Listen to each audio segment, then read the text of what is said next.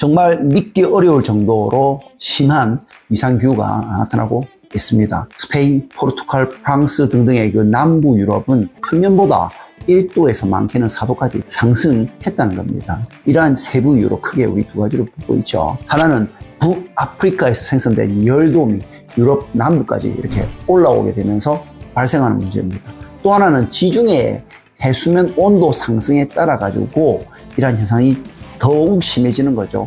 올여름에 지중해는 평년보다 2도에서 3도 높은 해양 폭염 상태였습니다. 이로 인해서 스페인, 프랑스 지역이 온도가 34도를 이미 넘어갔다 그러고요. 최고 기온이 무려 섭씨 46도에 육박하는 지역도 있었다고 합니다. 스페인에서는 두 달간 1200명가량의 사람들이 폭염으로 인해서 사망한 것으로 알려지고 있는 거죠. 이러한 무더위에 파리의 에펠탑이 약 20cm 정도 휘어질 수 있다는 관측이 나왔고요.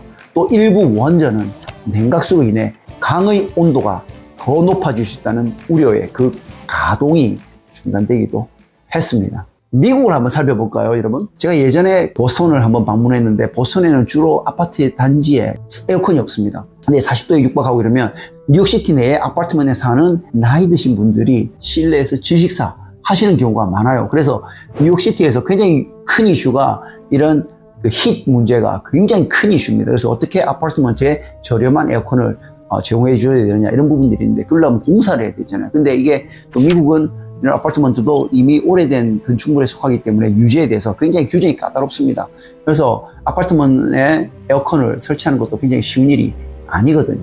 그래서 미 동부 지역에 이런 40도에 육박하는 폭염이 있게 될 경우 DC 포함입니다. 체감온도가 49도까지 올라가는 등등의 굉장히 큰 이슈가 생기고요.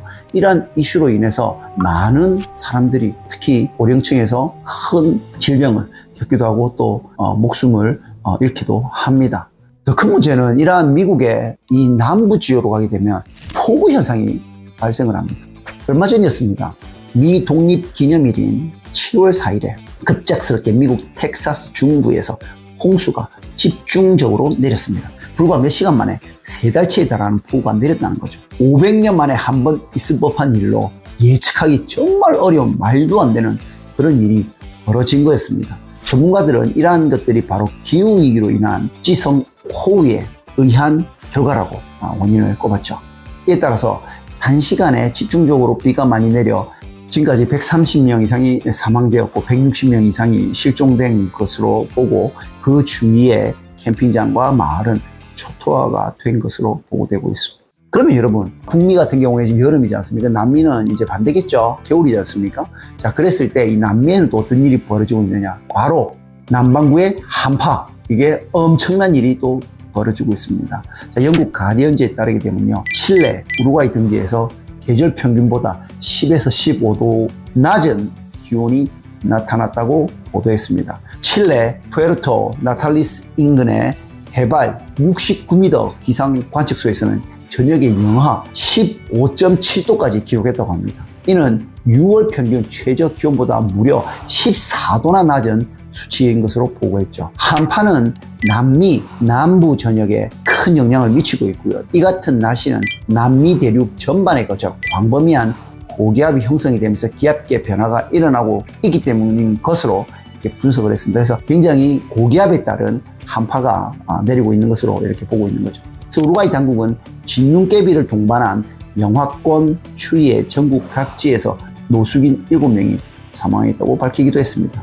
특히 아타카마 사막에 눈이 내린 것도 굉장히 이례적인 일입니다. 여타눈과 다를 바 없어 보이긴 하지만 이 아타카마 사막은 지난 2000만 년 동안 건조 상태를 유지해 왔는데 그 정도가 북미에서 가장 건조하다는 미국 데스밸리의 50배 수준에 이르기 때문입니다. 현지에 있는 연구소도 직접 촬영한 영상을 공개하면서 10년 만에 처음 측정 가능한 눈이 내렸다고 설명하기도 했습니다. 자, 여러분, 지금 남은 인생에서 가장 시원한 여름을 보내고 있다. 나사의 기후과학자 피터 칼무스가 23년 자신의 SNS에 남긴 말로 저희들이 연구한 이 기후 시나리오에 따르면 실제 가스 에미션은 계속 올라갈 가능성이 크고요. 이게 시나리오에 따라서 저희들이 엄청난 노력을 하더라도 이미 우리는 말씀드렸던 1.5도씨에 다다른 것으로 보이고 있습니다. 자, 오늘 여기까지 마치도록 하겠습니다. 대단히 감사합니다.